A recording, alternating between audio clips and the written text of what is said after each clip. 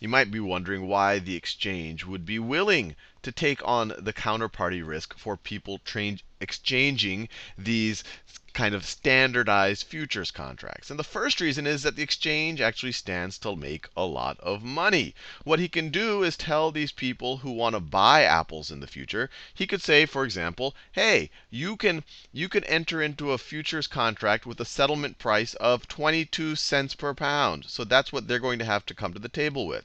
So that is 22 cents per pound. And he could tell the people who are going to deliver the apples that when you deliver the apples, the settlement price is 20 cents per pound. Is 20 cents per pound.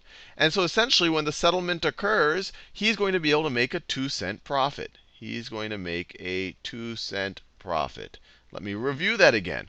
If he only has to pay these guys 20 cents a pound for the apples, and these guys are paying 22 cents a pound for the apples, and maybe I should make this arrow go in this direction because this is the flow of the actual money. If these guys are going to pay 22 cents for the apples, and then as the exchange, this guy only has to give 20 cents to the farmers, he's going to make 2 cents profit. And on futures contracts, on 1,000 pounds of apples, that's going to be $20 for each of those contracts. So that's going to be $20 per $20 per contract. And he's going to be doing this night and day, trading with all of the different farmers and all of the different customers and even some speculators who might want to do this.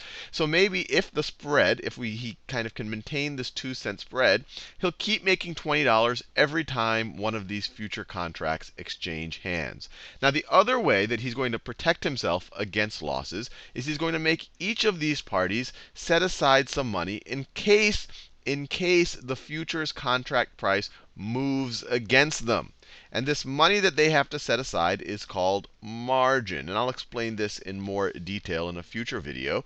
But what it essentially is the amount of money that this guy, or the amount, the largest amount that this guy thinks that the futures price might move by, the contract price might move by in any given day.